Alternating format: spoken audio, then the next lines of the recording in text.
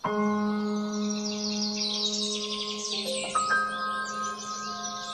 छोटे से गांव में बथुआ नाम का आदमी रहता था। बथुआ बहुत ही आलसी था। वो कोई काम हिलकर नहीं करता था। वो महीने में केवल 1 या 2 दिन ही काम करता था और पूरे महीने घर में खाली पड़ा रहता था। एक दिन बथुआ सोचता है, इतने बड़े घर में मैं अकेला रहता हूँ। अकेले की वजह से मेरा मन भी नहीं लगता। गांव के सभी लोग कितने खुशहाल हैं। बस एक मैं ही हूँ जो फटे हाल जिंदगी जी रहा हूँ। पता नहीं कब तक ऐसे ही चलता रहेगा। क्यों ना मैं भी शादी कर लूँ। अगर मैं शादी कर लूँगा तो मैं भी अपनी पत्नी के साथ हंसी खुशी अपनी जिंदगी बिता सकूंगा। मुझे अपनी शादी के बारे में अशोक चाचा से बात करनी चाहिए। फिर बथुआ अपने चाचा के घर चला गया और चाचा से बोला, चाचा, अब अकेले रहते रहते मैं थक गया हूँ। मैं सोच रहा था अगर तुम मेरी शादी करवा दोगे तो बहुत अच्छा होगा। लेकिन बथुआ तो कुछ करता तो है नहीं। 1 दिन काम करता है और 4 दिन घर लेटता है। बथुआ बेटा, मेरी एक बात ध्यान से सुनना। जो लोग घर बसाते हैं उन्हें मेहनत मशक्कत करनी पड़ती है और मेहनत मशक्कत तुम करना नहीं चाहते, तो फिर ऐसे कैसे काम चलेगा। चाचा, मैं आपसे वादा करता हूँ मैं खूब मन लगाकर मेहनत करूँगा और पैसे कमाऊंगा।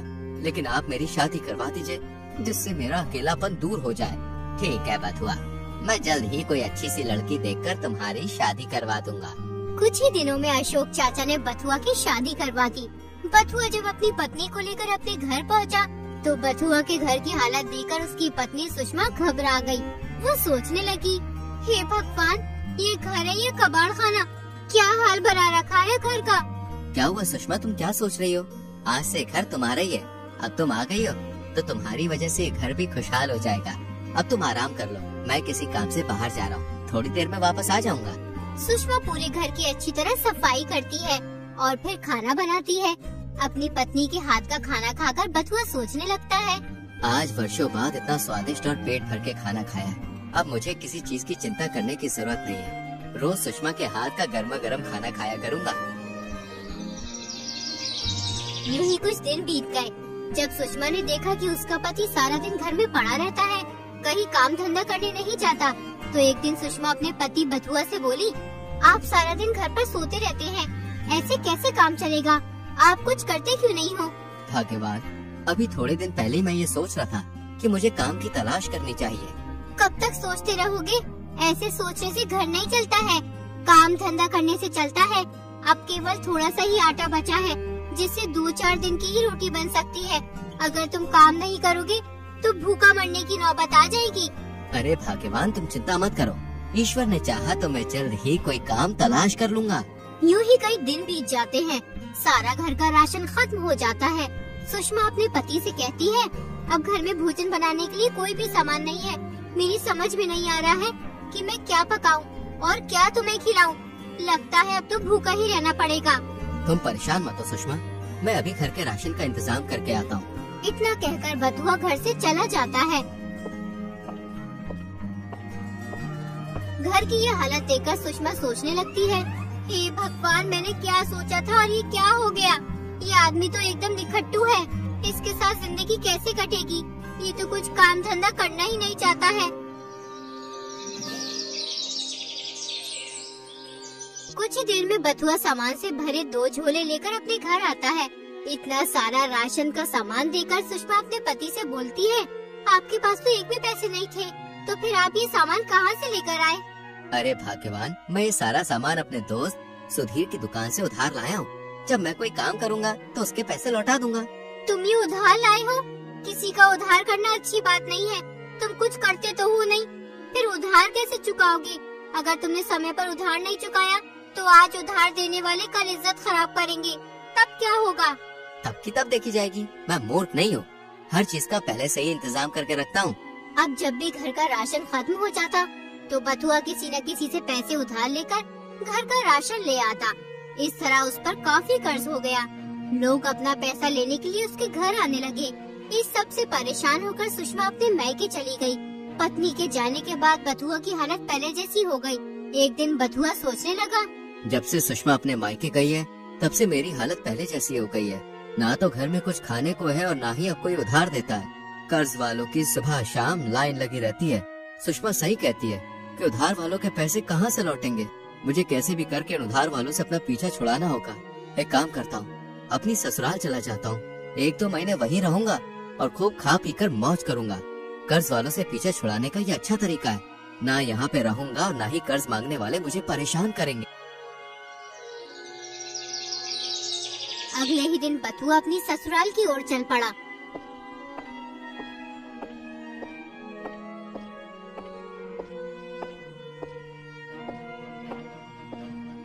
चलते चलते वो बहुत थक गया।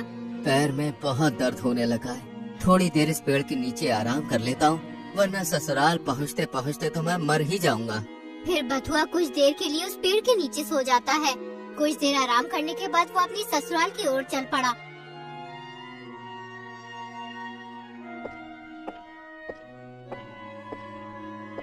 थोड़ी दूर चलने के बाद बथुआ फिर से थक गया।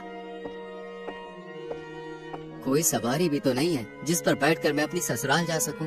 तभी बथुआ की नजर एक घोड़े पर पड़ती है। घोड़े को देखकर बथुआ खुशी से झूम उठता है। अरे वाह, कितना खूबसूरत घोड़ा है। इससे बेहतर सवारी मेरे लिए और क्या हो सकती है। लेकिन ये घोड़ा है किसका? इसका मालिक कहीं नजर नहीं आ रहा। लगता है ये अपने मालिक की नजर से बचकर भाग गया है। वाह ऊपर वाले वाह, आज तो मजा ही आ जाएगा इस घोड़े की सवारी करके। फिर बथुआ उस घोड़े के पास जाकर उसकी पीठ पर बैठ गया। अरे वाह, ये तो बहुत ही सीधा मासूम घोड़ा है। इसने मुझे अपनी पीठ पर कितनी आसानी से बैठा लिया। अब तो मुझे अपनी ससुराल पहुंचने में बहुत ही कम समय लगेगा। हाँ मेरे सीधे और शरीफ घोड़े, चल जल्दी मुझे मेरी ससुराल पहुंचा दे। उसके बाद मैं तुझे पेट भर के काले चने खिलाऊंगा। बथुआ के कहते ही घोड़ा चलने लगता है। फिर वो बहुत तेजी से भागता है।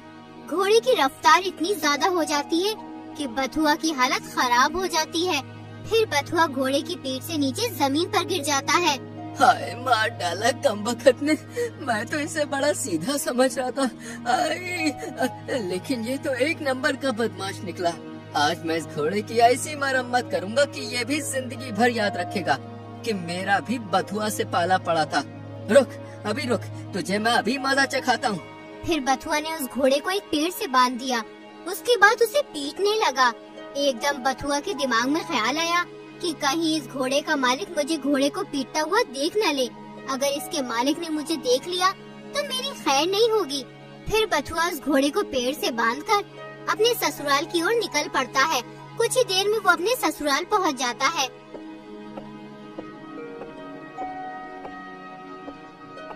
अरे दामाद जी, आप? मैं अभी सुषमा से आपके बारे में ही बात कर रहा था। आपकी उम्र तो बहुत लंबी है। आप बताइए, सब ठीक ठाक है ना? हाँ ससुर जी, सब ठीक ठाक है। मुझे आपकी याद आ रही थी, इसलिए आपके दर्शन करने चला आया। पास खड़ी सुषमा सब समझ रही थी कि बथुआ झूठ बोल रहा है। वो तो मुझे लेने आया है। अरे सुषमा, तुम खड़ी खड़ी क्या सोच रही हो बेटा? जाओ दामाद जी के लिए पानी वानी लेकर आओ। सुषमा बथुए के लिए पानी लेने चली जाती है। दामाद जी, मैं किसी काम से बाहर जा रहा हूँ, 1-2 घंटे में वापस आ जाऊंगा। इतने में ही सुषमा बथुए के लिए पानी ले आती है। फिर सुषमा बथुए से कहती है, कैसे हैं जी आप? अरे भाग्यवान, मैं तो मौज में हूँ। तुम बताओ, तुम कैसी हो? जी मैं भी ठीक हूँ। आप दूर से चलकर आए होंगे, थोड़ा आराम कर लो। मैं आपके लिए नाश्ता लेकर आती हूँ। कुछ ही देर में सुषमा बथुए के लिए मिठाई ले आती है। मिठाइयों की थाली देखकर बथुआ अपनी पत्नी से कहने लगा, अरे भाग्यवान, तुम ये मिठाई क्यों लाई हो? मिठाई खा खा कर तो मेरा जी भर गया है। अब तो मेरा मिठाइयों की तरफ देखने का भी मन नहीं करता। बथुआ की ये बात सुनकर सुषमा सोचने लगी, लगता है अब इनका काम धंधा अच्छा चल रहा है, तभी तो ये मिठाइयाँ खाने से मना कर रहे हैं, वरना ये तो बहुत मिठाई खाते थे। अरे भाग्यवान, क्या सोच रही हो? लाओ, ये मिठाई मुझे दे दो।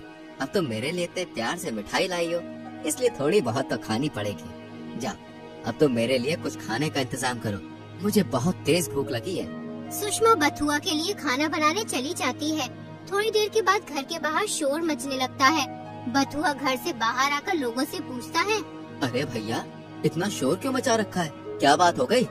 दामाद जी, इस आदमी का घोड़ा कहीं भाग गया है। पूरे 5 दिन हो गए, लेकिन अभी तक इसका घोड़ा नहीं मिला है। अपने ससुर की बात सुनकर बथुआ सोचने लगा, कहीं इस आदमी का घोड़ा वही तो नहीं है जिसे मैं पेड़ से बांध करके छोड़ आया हूँ? पता नहीं इस वक्त मेरा घोड़ा कहाँ होगा। मैं उसे बिल्कुल अपने बेटे की तरह रखता था। आप घबराइए मत, आपका घोड़ा जल्दी मिल जाएगा। जरा आप मुझे अपना हाथ दिखाइए। फिर वो आदमी बथुआ को अपना हाथ दिखाने लगता है। हाथ देखते ही बथुआ बोला, तुम्हारा घोड़ा किसी दुश्मन ने गांव के बाहर वाले जंगल में एक पेड़ से बांध रखा है। लेकिन दामाद जी, आप इसका हाथ देखकर इतने विश्वास से कैसे बता सकते हो कि घोड़ा बाहर वाले जंगल में पेड़ से बंधा है? वो सब तो आपको मैं बाद में बताऊंगा। पहले आप जल्दी से घोड़े को लेने जाओ, इससे पहले कि उस घोड़े को कोई और खोलकर ले जाए। वो आदमी जल्दी से गांव के बाहर वाले जंगल में पहुंच जाता है। कुछ देर तलाश करने के बाद उस आदमी को घोड़ा एक पेड़ से बंधा हुआ मिल जाता है, जैसे कि बथुआ ने बताया था। उसके बाद वो आदमी अपने घोड़े को लेकर गांव की ओर चल पड़ता है और फिर अपने घोड़े से कहने लगता है, अरे मेरे प्यारे घोड़े, मैंने तुझे कहाँ कहाँ तलाश नहीं किया, हर जगह ढूंढा, लेकिन तू मुझे कहीं नहीं मिला। अगर सुषमा का पति मुझे नहीं बताता तो शायद तू मुझे कभी मिल ही नहीं पाता। तेरे बगैर तो यार मैं बिल्कुल अकेला पड़ गया था। वो आदमी घोड़े को लेकर घर आ गया और खुशी खुशी गांव वालों से कहने लगा, अरे भाइयों, सुषमा का पति तो बहुत ही बड़ा अंतर्यामी है। उसने मेरा हाथ देखने मात्र से ही मेरे घोड़े का पता बता दिया। अगर तुम्हारी भी कोई परेशानी हो या कोई चीज खो गई हो तो तुम सुषमा के पति को अपना हाथ दिखाकर उसके बारे में पता कर सकते हो। ये बात सुनकर सभी गांव वाले बथुआ की प्रशंसा करने लगे। सुषमा भी अपने पति की प्रशंसा होते देख खुश हो गई। एक दिन रात के समय बथुआ को बेचैनी सी हो रही थी, इसलिए वो घर से बाहर आ गया और फिर वो घूमने लगा। घूमते घूमते वो जंगल पहुंच गया। जंगल में उसका सामना चोरों से हो गया। चोरों को देखकर बथुआ बहुत घबरा गया। चोरों के सरदार ने बथुआ से पूछा, कौन है तुम और इतनी रात में जंगल में क्या कर रहे हो? बथुआ बहुत ज्यादा डर गया। वो सोचने लगा, अगर मैंने इन्हें सच नहीं बताया तो ये चोर मुझे मार डालेंगे। ऐसा करता हूँ, इनसे झूठ बोल देता हूँ कि मैं भी चोर हूँ। तुम्हें सुनाई नहीं दिया मैंने क्या कहा? अरे भाई, गुस्सा क्यों हो रहे हो? मैं भी आप लोगों की तरह एक चोरी हूँ। बस फर्क इतना है कि तुम लोग एक साथ मिलकर चोरी करते हो और मैं अकेला चोरी करता हूँ। आज कहीं भी चोरी नहीं कर पाया, इसलिए थक हार के अपने घर जा रहा हूँ। अच्छा, तो तुम भी हमारी तरह एक चोरी हो। अब तुम्हें घबराने की कोई जरूरत नहीं है। तुम एक काम करो, हमारे साथ चलो। हमारे साथ चोरी करोगे तो खूब मौज करोगे। बेचारा बथुआ मरता क्या ना करता, ना चाहते हुए भी उसे चोरों के साथ जाना पड़ा।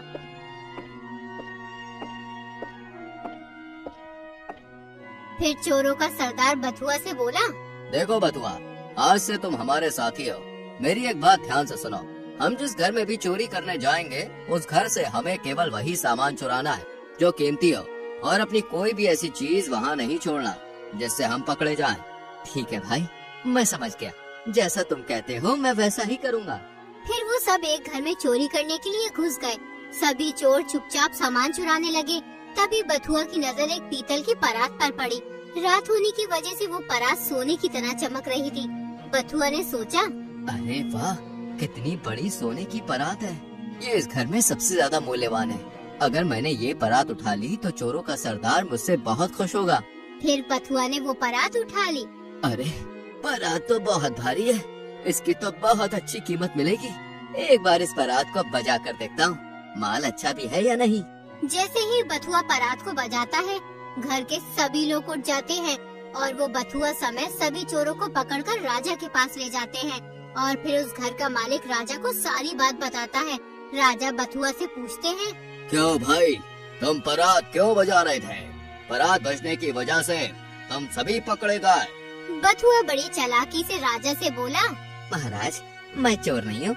मैं तो बहुत ही सीधा साधा और एक शरीफ इंसान हूँ। मैंने तो इन चोरों को पकड़वाने के लिए परात बजवाई थी। राजा ने बथुआ की बात पर विश्वास कर लिया। भला ये आदमी चोरों का साथी होते हुए भी परात क्यों बजाएगा? अवश्य ही इसने चोरों को पकड़वाने के लिए ही परात बजाई होगी। फिर राजा बथुआ से बोला, शाबाश नौजवान, हम तुमसे बहुत खुश हुए। तुमने बड़ी ही चतुराई से इन चोरों को पकड़वाया। इस खुशी में तुम्हें 20 सोने के सिक्के इनाम में दिए जाते हैं। बहुत बहुत शुक्रिया महाराज आपका। अब मुझे घर जाने की इजाजत दीजिए। फिर बथुआ 20 सोने के सिक्के लेकर अपने घर आ जाता है। जब बथुआ अपने ससुर को 20 सोने के सिक्के दिखाता है तो उसका ससुर कहता है, अरे दामाद जी, इतने सारे सोने के सिक्के कहाँ से लाए हो? ससुर जी, ये सोने के सिक्के मुझे महाराज ने दिए। क्योंकि मैंने चोरों को पकड़वाया है, इसलिए महाराज ने मुझे ये 20 सोने के सिक्के इनाम में दिए। दामाद जी, हम लोग तो रात से आपको तलाश कर रहे थे। हमने तो समझा था कि दामाद जी बगैर बताए अपने गांव चले गए, लेकिन आपने तो बड़ी ही बहादुरी का काम किया उन चोरों को पकड़वा कर। पूरे गांव में बथुआ की होशियारी की बात फैल जाती है कि सुषमा का पति बहुत ही होशियार है। उसने गांव में चोरी करने वाले चोरों को पकड़वाया है। सुषमा अपने पति की बहादुरी की बात सुनकर सोचने लगती है, मेरी तो मती मारी गई थी, जो इनके बारे में ना जाने क्या क्या सोचती थी कि एक नंबर के निखट्टू हैं, सारा दिन घर में पड़े रहते हैं। लेकिन मैं तो गलत थी, ये तो बहुत ही समझदार और होशियार है। आज के बाद मैं इनके बारे में कभी गलत नहीं सोचूंगी। गांव के बहुत से लोग बथुआ से मिलने आने लगे। बथुआ भाई, आपने तो कमाल कर दिया, लेकिन हमें भी तो बताओ, आपने उन चोरों को पकड़ा कैसे? अरे भाई, ये सब तो मेरी ज्योतिषी विद्या का कमाल है। मुझे तो एक दिन पहले ही पता चल गया था कि गांव में चोरी होने वाली है। फिर मैंने उन चोरों को रंगे हाथ पकड़कर राजा जी के पास ले गया। अब तो पूरे गांव में ये बात और भी ज्यादा फैल गई कि बथुआ एक बड़ा ही ज्योतिषी है। उसके पास हर चीज की मालूमात है। एक दिन अचानक रानी का हार चोरी हो गया। पूरे नगर में चोर की तलाश की गई, लेकिन चोर का कुछ अता पता नहीं चला। फिर राजा मंत्री से बोले, मंत्री, चोर का कुछ पता चला कि नहीं? महाराज, अभी तक उस चोर का पता नहीं चला, लेकिन महाराज, हमारे गांव में एक ऐसा आदमी है जिसे हर चीज का ज्ञान है। वो जरूर हार के बारे में बता सकता है। कौन है वो आदमी जिसके बारे में अभी तक हमें पता नहीं चला? महाराज, आप उसे जानते हो। वो आदमी वही है जिसे आपने चोरों को पकड़वाने की खुशी में 20 सोने के सिक्के इनाम में दिए थे। सैनिकों, जाओ, जितनी जल्दी हो सके उतनी जल्दी बथुआ को हमारे पास लेकर आओ। फिर 2 सैनिक बथुआ को पकड़कर राजा के पास ले आते हैं। फिर महाराज बथुआ से कहते हैं, सुना है कि तुम बहुत बड़े ज्योतिषी हो, तुम्हें हर चीज का ज्ञान है। थोड़ा बहुत जानता हूँ अन्नदाता, ईश्वर की कृपा से। ज्योतिषी बथुआ, तुम वाकई आला सोच वाले आदमी हो। जो लोग अक्लमंद होते हैं वो कभी अपनी सलाहियतों की तारीफ नहीं करते। अब तुम मेरी बात जरा ध्यान से सुनना। रानी का हार कोई चुरा कर ले गया है। तुम्हें हर चीज का ज्ञान है। अब तुम हमें बताओ, रानी का हार कौन चुरा कर ले गया है? तुम्हारे पास कल तक का समय है। कल तक रानी का हार मिल जाना चाहिए, वरना तुम्हारी खैर नहीं। जो हुक्म महाराज, कल तक रानी का हार जरूर मिल जाएगा।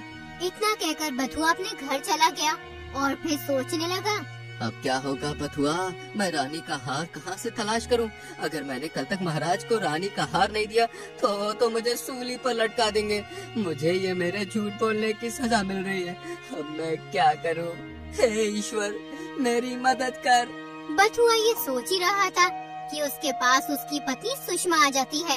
वो बथुआ से कहती है, क्या हुआ जी, आप इतने उदास क्यों हुए और आपको महाराज ने क्यों बुलाया था? महाराज को मुझसे कोई जरूरी काम था, बस इसी सिलसिले में बुलाया था। अच्छा, अब तुम जाओ और मुझे कुछ देर आराम करने दो, मैं बहुत थका हुआ हूँ। फिर बथुआ घर के बाहर चारपाई पर लेट गया। वो पूरी रात सोचता रहा कि कल राजा मुझे मार देगा, इसलिए उसे नींद भी नहीं आ रही थी। तो बथुआ उठकर बैठ गया और खुद से ही बातें करने लगा। अरे निंदिया, सुबह राजा गर्दन काटे तो हारी, इससे पहले राजा तुम्हारी गर्दन काटे उससे पहले तू आजा। बथुआ ये बात खुद से इसलिए कह रहा था कि नींद तुम जल्दी आ जाओ, सुबह तो राजा मेरी गर्दन काट ही देगा। लेकिन बथुआ की ये बात उसके पड़ोस में रहने वाली औरत सुन लेती है। उसका नाम निंदिया था। वो राजमहल में काम करती थी। वो ही रानी का हार चुरा कर लाई थी। बथुआ के मुंह से ये बात सुनकर वो औरत डर जाती है। अरे लगता है बथुआ ज्योतिषी को मेरे बारे में पता चल गया है। अब वो राजा को बता देगा, फिर राजा मुझे और मेरे पति को मार देगा। फिर वो औरत बथुआ के पास पहुंच जाती है और बथुआ से कहती है, अरे मुझे माफ कर दो ज्योतिषी, आप महाराज को मत बताना कि हार मैंने चुराया है, वरना महाराज मुझे और मेरे पति को मार देंगे। मुझे कैसे भी बचा लो, मैं लालच में आ गई थी। ठीक है, मैं राजा को तुम्हारे बारे में नहीं बताऊंगा। जाओ, वो हार मुझे ला कर दो। फिर निंदिया बथुआ को वो हार लाकर दे देती है। अगली सुबह हार लेकर बथुआ राजा के पास पहुंच जाता है और फिर वो हार राजा को दे देता है। रानी का हार देकर महाराज बहुत खुश होते हैं और वो बथुआ से कहते हैं, बथुआ ज्योतिषी, तुम्हारा जवाब नहीं, वाकई हर चीज का ज्ञान है। हम तुमसे बहुत खुश हैं, इसलिए हम तुम्हें 100 सोने के सिक्के देना चाहते हैं। फिर राजा बथुआ को 100 सोने के सिक्के देकर विदा कर देते हैं। अब बथुआ के पास काफी धन इकट्ठा हो गया था। फिर बथुआ अपनी पत्नी को लेकर अपने गांव चला जाता है और वो अपना सारा कर्ज चुका देता है। उसके बाद बथुआ एक बहुत ही आलीशान घर बनाता है और अपनी पत्नी के साथ खुशी से जीवन बिताता है।